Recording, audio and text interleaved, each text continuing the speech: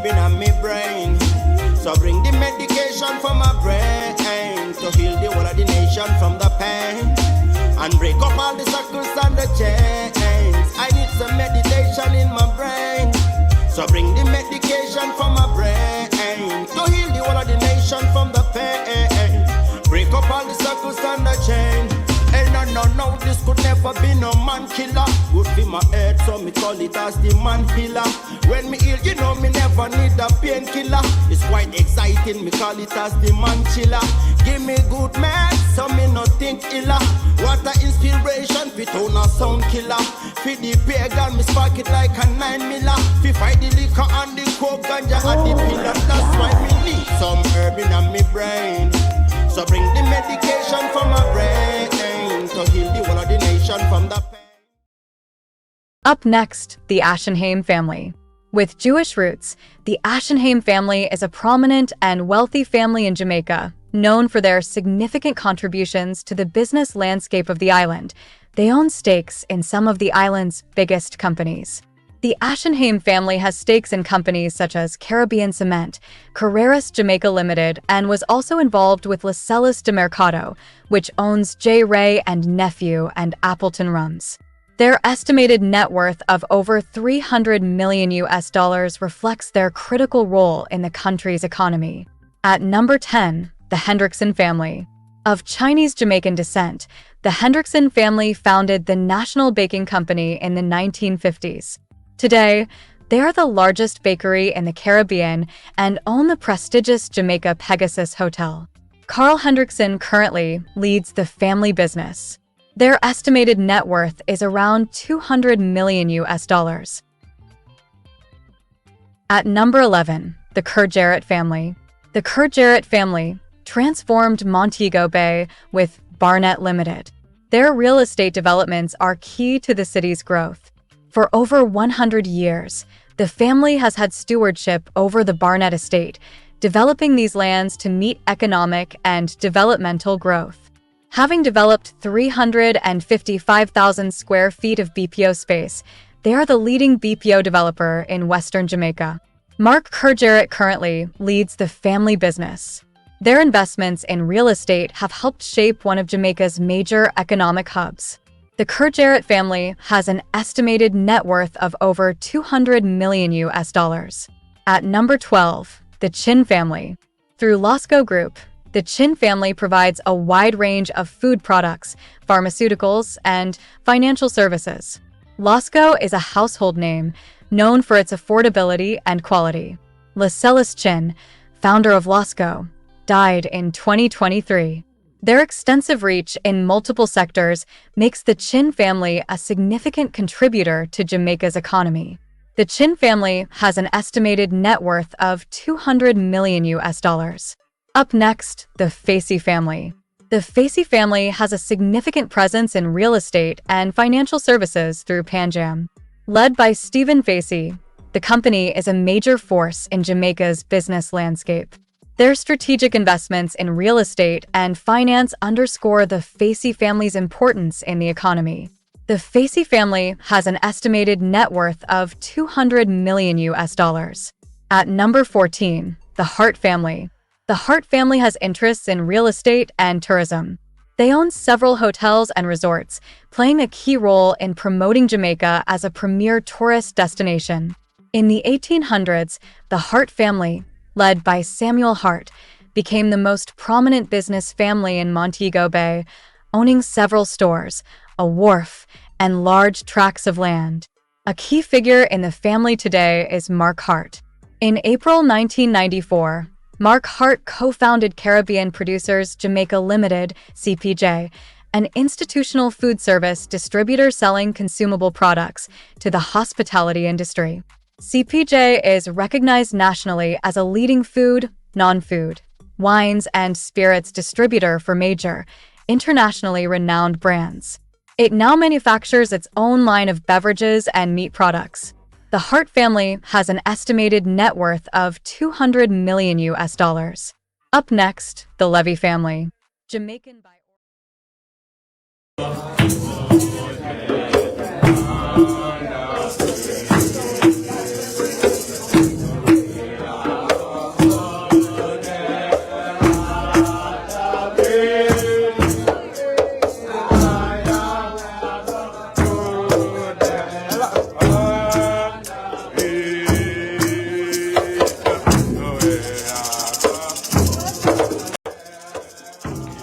remember to like this video, subscribe to the channel, and share it with your contacts.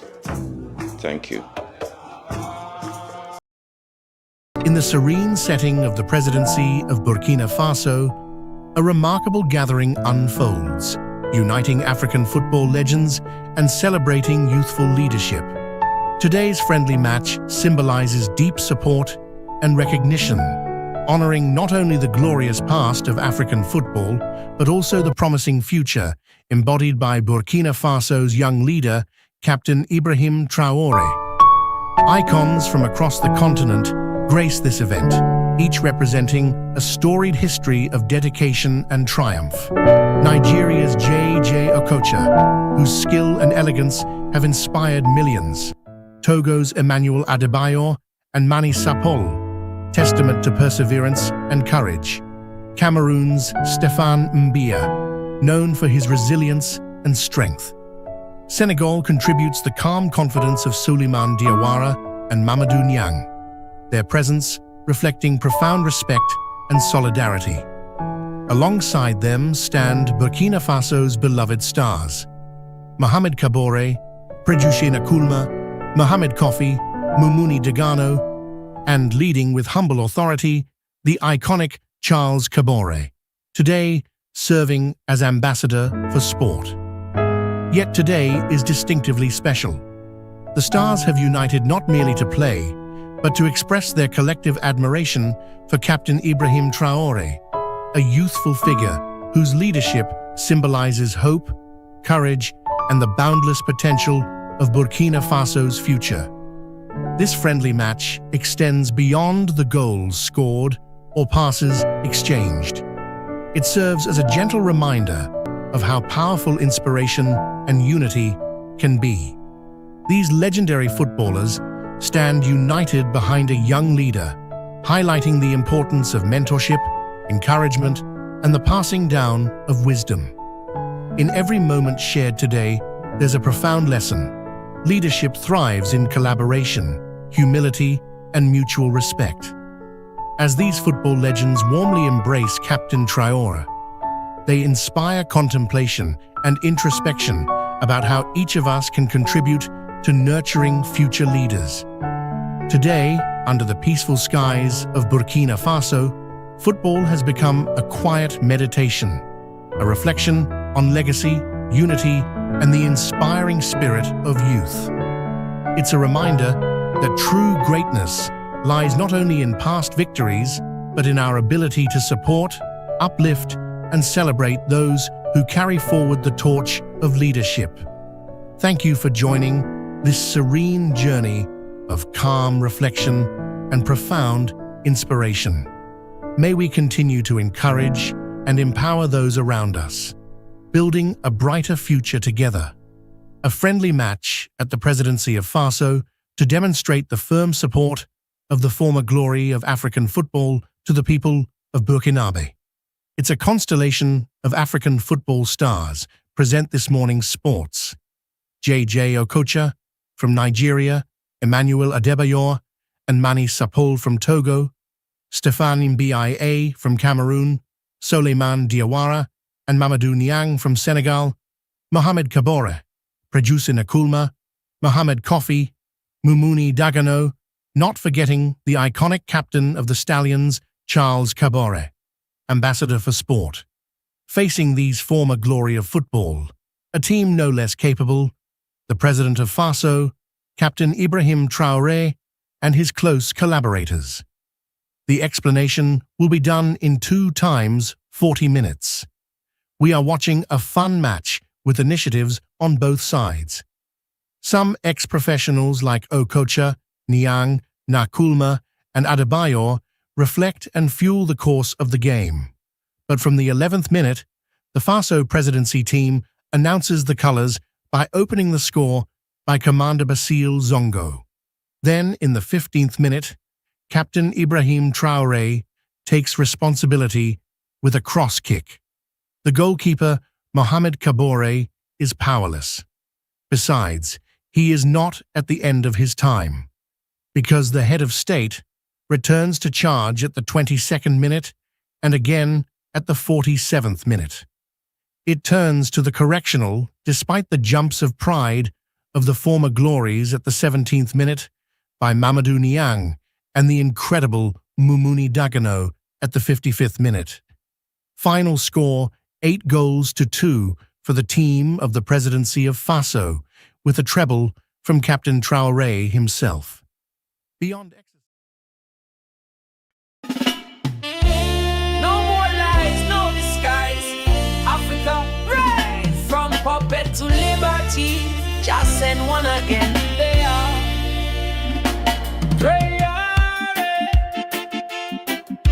Goita Tiani. Run them out of Babylon. Them tell we say we're free but still control the string. Foreign hands pulling everything. Sell out leaders, bow and scrape, while the youth them cry and the people wait. But now we see the light through your window. Traore rise like a breeze from the Congo. Him not take order from outside and him chant truth from the heart of the land. Hey, African pride, wear it on we chest. We never bow down, we never settle for less. They are here to lead the rest. Other puppet ruling to righteousness. African pride, deep in our soul, a liberty call, and we answer the role. HRA step bold, him carriage a scroll. Babylon falling, Africa old. Me say the time come fi reclaim we name. No more puppet playing them colonial game. No IF chain, no fake campaign. We taking back every mineral vein. From Alisal to Ghana gold. The story of Africa now get told. By we, for we, with no apology. This revolution it a fi holy. Hey, African pride, fire in our veins. We tear down fences, we break them chains. The Traore is here, him now play games. Feel him speak with thunder, him calling names. African pride, we walk upright. From darkness we step into light. No more puppet showing a daylight. We stand strong for we birthright. Babylon system pack up and flee. Mama Africa don't plant the tree. Just in truth, unity. No more sellout presidency. Traore rise like wind through the drum. Puppet time done, freedom come. We not sit back, we stand and run. One Africa, not just some. Hey, African pride, I like the sun. We come together now, we move as one. Let Traore is here, the work just begun. We march on till the victory done. African pride, feel it in our heart. We were all from the very start. Traore lead with sacred art. From puppet to liberty, we take part. Traore, Goita, Antiana, hearts of land. Lead Africa to their promised land.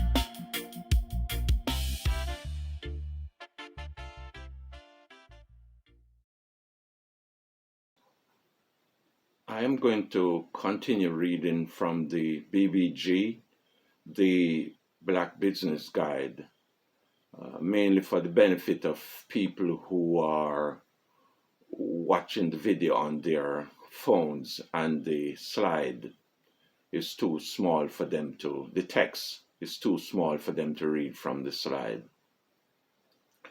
And it's a continuation of what's needed to start and grow a business and be successful with the business. There are certain qualities that an individual needs to have to establish and grow a successful business, irrespective of his race. Therefore, the difference between those who have successful businesses and those who do not is not due to race. A person needs to have certain qualities to achieve business success.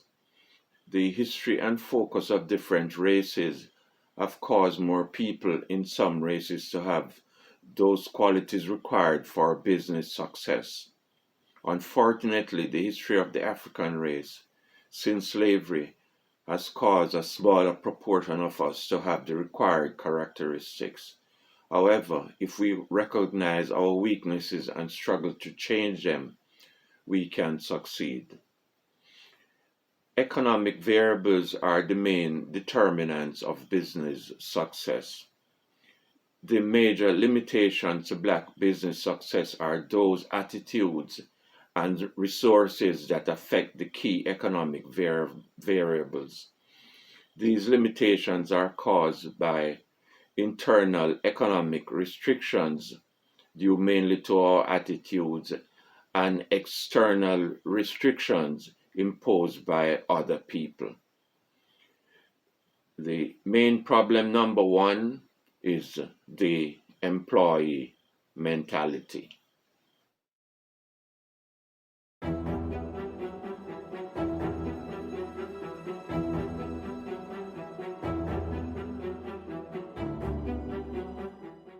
When the names Orville and Wilbur Wright are mentioned, the beginning of aviation is often the thought that follows. But history is changing, and it may be time to add another name to that conversation. When you think of aviation, the first name that comes to mind is the Wright Brothers, right? But could you believe that around the same time, a Pineville, Louisiana man patented his plan for the first airplane? It's a story that it truly is unbelievable, and not only unbelievable that it happened, unbelievable that it's being ignored until 2023. African-American and former slave Charles Frederick Page invented the airship and patented his version before the Wright brothers. Why he is not known by every schoolboy and girl today is a sad mystery that needs to be corrected. Paul Leo Ortega also invented the working, passenger-carrying version of the helicopter. Why he is also not better known is a sad mystery. What is also a strange coincidence is, both men lived about 2 miles from each other during their lives in central Louisiana. Welcome to yet another interesting video segment. Today we are taking a dive at the forgotten Black aviator who soared the sky before the Wright brothers. Before we continue, be kind as to hit that like button and support us further by sharing video with your families and friends to keep spreading our eye-opening Black narrative. Also subscribe to help in building the rising membership of this channel. Your support counts a great deal. Now come with me, this is going to be touching. In the annals of aviation history, Charles Frederick Page's name has been conspicuously absent, overshadowed by more celebrated figures like the Wright brothers. Yet, his story is one of remarkable innovation and unyielding resilience in the face of systemic racial oppression. Born into the harrowing reality of slavery, Page taught himself to read and write and ventured into the realm of aviation, patenting an airship in 1906. A feat that absolutely predates the Wright brothers' patent. The significance of Page's invention cannot be overstated. It was not merely an airship, it symbolized a technological breakthrough and a bold leap into a future where flight would become a pivotal part of human progress. However, Page's achievement took place against the backdrop of the Jim Crow era, a time characterized by relentless white supremacy and racial segregation. It was shipped, and something happened. Now, due to the Jim Crow prejudice of that time, we firmly believe that it was stolen and destroyed. These were years marked by the systematic denial of opportunities and recognition to Black Americans. More insidiously, these years were marked by lynchings of Black people who committed the cardinal sin of becoming successful in the plain view of their white counterparts. This stark reality deeply impacted the course of Page's life and work. Page's story is not just a tale of a forgotten Black inventor. It is a narrative that speaks volumes about the eraser of Black contributions to society and the tenacity and ingenuity of an individual who dared to dream and create in an era that sought to stifle such aspirations based on race. His journey, shrouded in the shadows of racial prejudice and historical neglect, compels us to question and challenge the biases that have long permeated our historical records. In understanding Charles Frederick Page's legacy, we must acknowledge the corrosive impact of white supremacy that not only hindered his personal aspirations, but also veiled his contributions from the world. It is a stark reminder of the countless Black innovators whose stories remain untold, their achievements unrecognized, due to the systemic racism embedded in our society.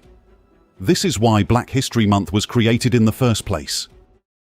Page's inspiration for his airship invention came from observing the flight of dragonflies. His family recounts that he would spend hours watching these insects, fascinated by their flight dynamics. The story goes that he would watch those things in flight for hours at a time, and I assumed that it's where he got his inspiration to build an airship.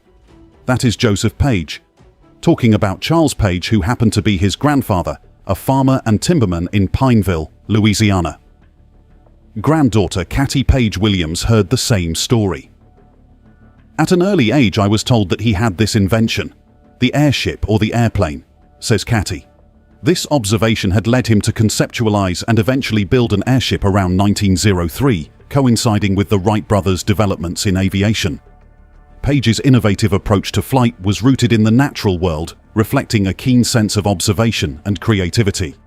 Page got a patent for his airship in 1906 before the Wright Brothers.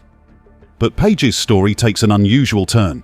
He planned to enter his airship in a competition for a $100,000 prize at the 1904 Louisiana Purchase Exposition in St. Louis.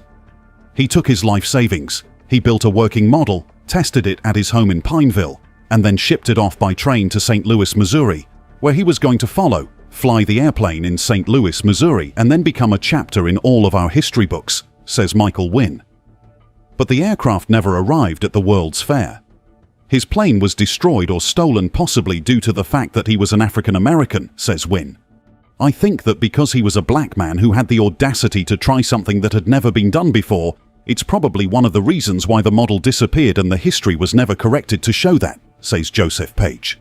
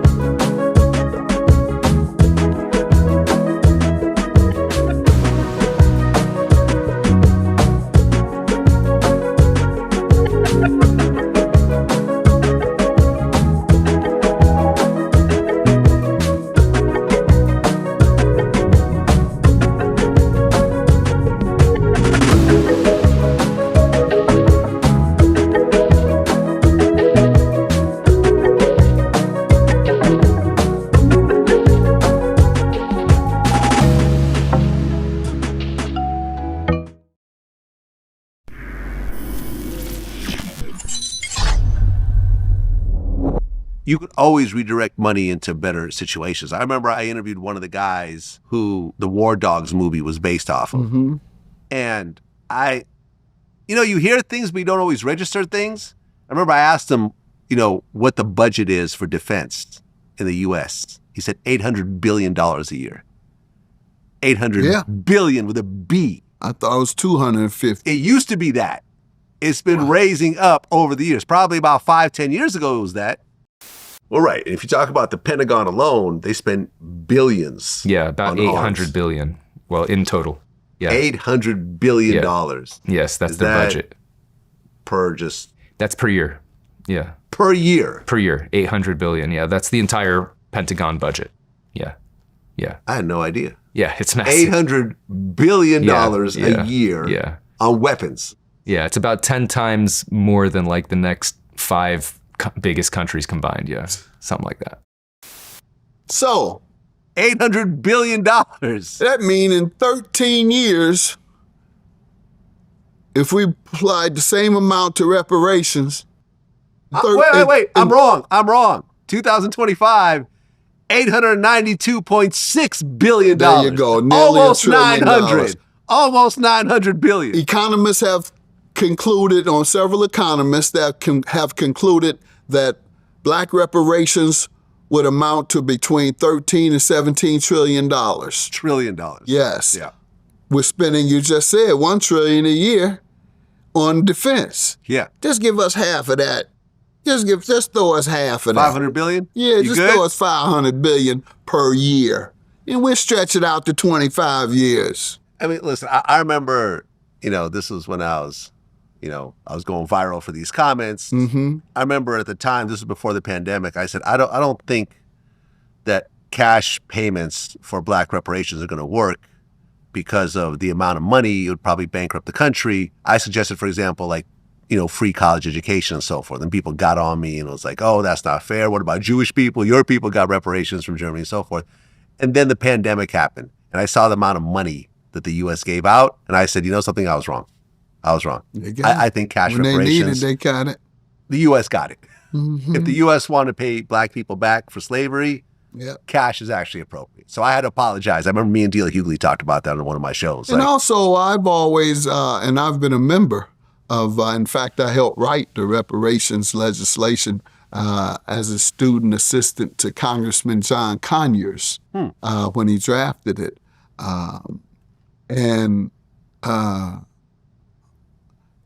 I've always, as part of the reparations movement, advocated for suing corporations that have survived, corporations that profited from slavery and have survived.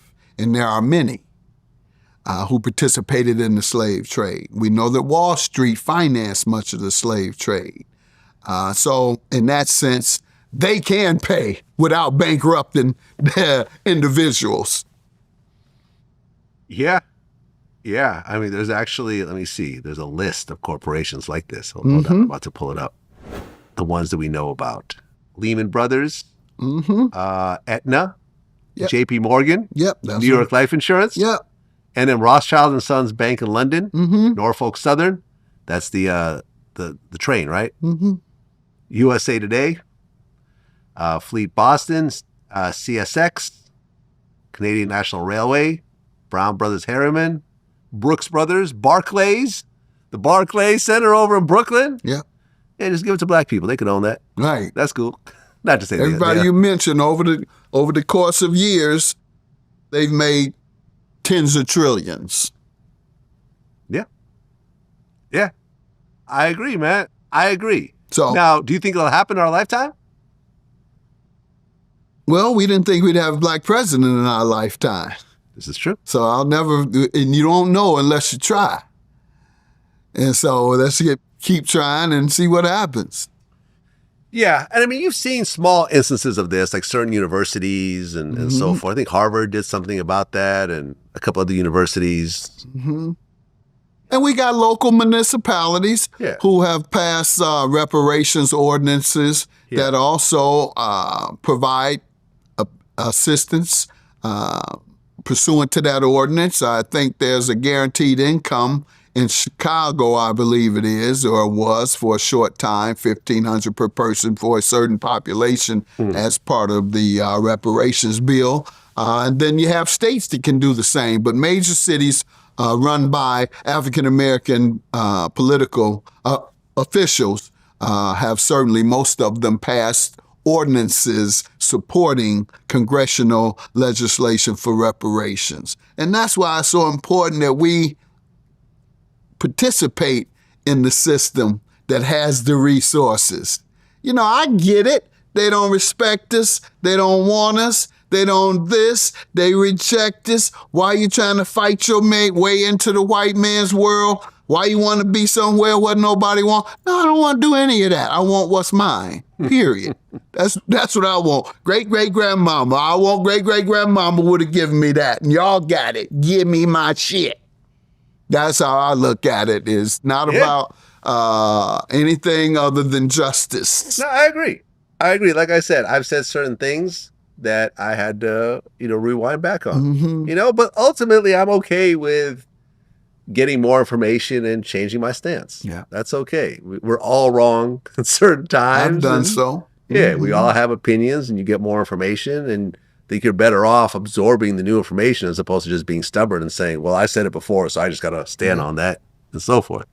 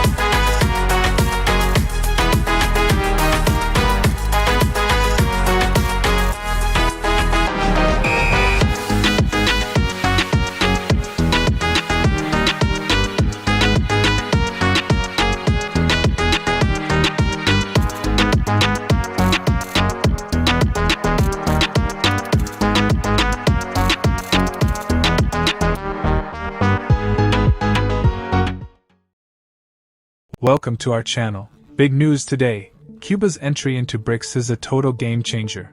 This move is not only redefining Cuba's economic future, but it's also challenging US dollar dominance in global trade. In today's episode, we'll break down 7 key impacts of Cuba joining BRICS and explore what this means for US influence and the global power dynamic.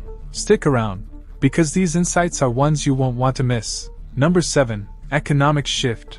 From isolation to integration. For 6 decades, Cuba has been stifled under US sanctions, which limited its growth and foreign investment. But joining BRICS, the powerhouse bloc including Brazil, Russia, India, China, and South Africa, marks a game-changing shift for Cuba. Now, Cuba can trade using alternative currencies, bypassing US dollar dominance, and gain access to new markets. With the port of Mariel, a modernized deep-water hub, Cuba is set to become a critical logistics link for BRICS in the Americas. This partnership gives Cuba the chance to modernize its economy and accelerate development. Cuba's path to economic integration is a massive leap toward becoming a key player in the multipolar world order. Before we delve further, we're on a mission to reach 1,256 subscribers on the channel. Your support fuels our efforts to bring you the latest tech insights. So, hit that subscribe button, turn on notifications, and join our growing community.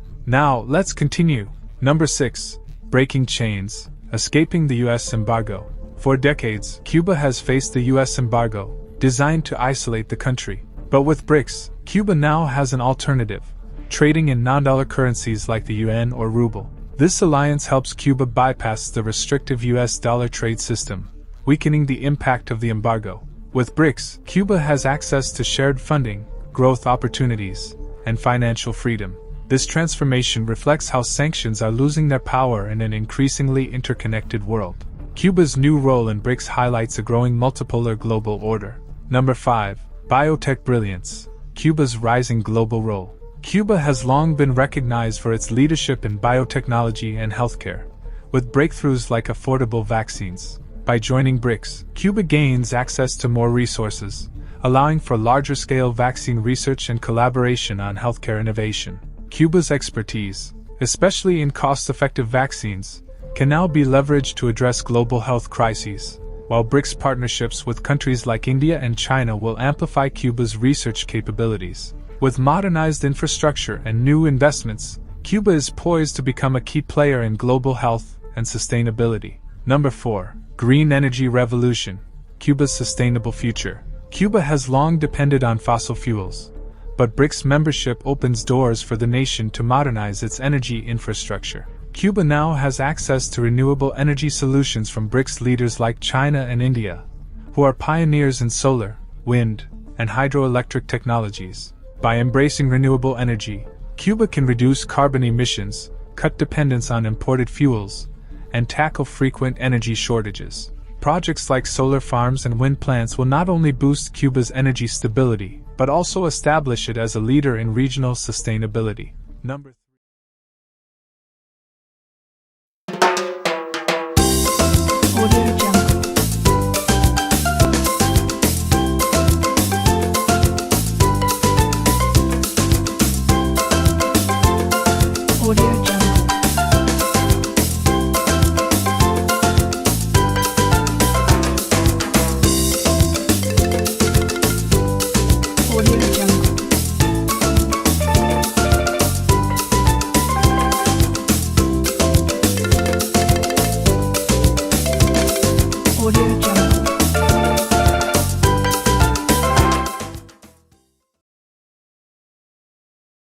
Would you like to work together with friends and colleagues on a joint project?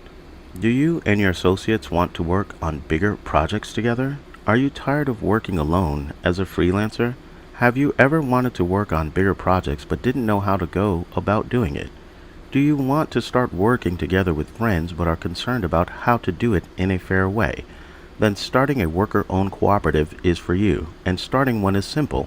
You just have to remember the 5 F's. Peter Drucker said that you aren't in business unless you have a customer. More often than not, the easiest way to find a customer is to find someone in pain or someone who has failed already.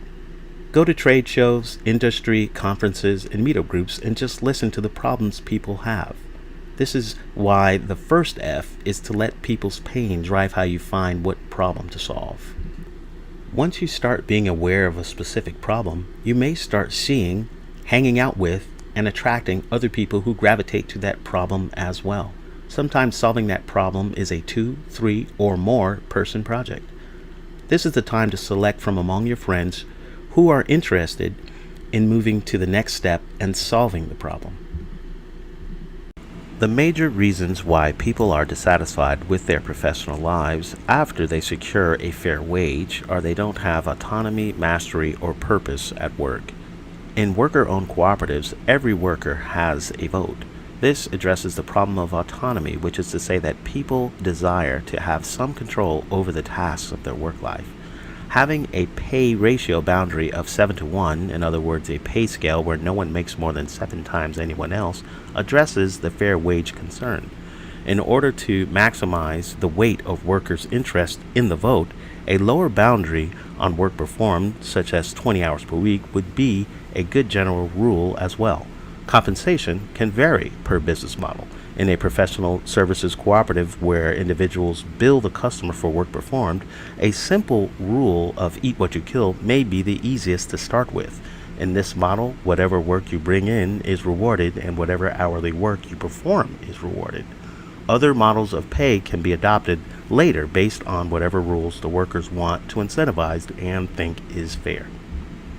When you form the entity for your cooperative, it's best to get a lawyer to create the bylaws so that you can codify the rules of fairness that you all have decided on. Hiring a CPA is best in order to make sure the structure of how you pay taxes is the most beneficial to you. Within your bylaws, you should address how you onboard new members. There is usually some kind of onboarding process that includes tiers, such as full member owners and then associates who are not member owners yet. You'll need to pick a day for governance, such as Friday. On this day, you will work on the business itself and not so much the customer. You'll also participate in voting on things that direct the business. One way to structure this is to use Robert's rules and/or a consensus method. In summary, you'll find that the concepts behind a worker-owned cooperative actually have the same level of difficulty as a traditional business structure, but with a system of fairness built in.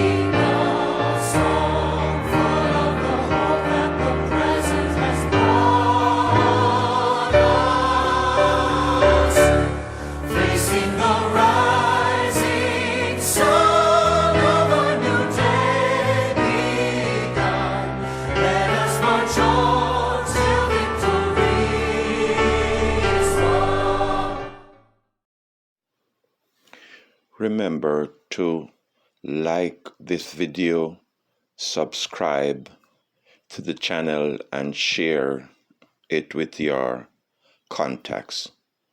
Thank you.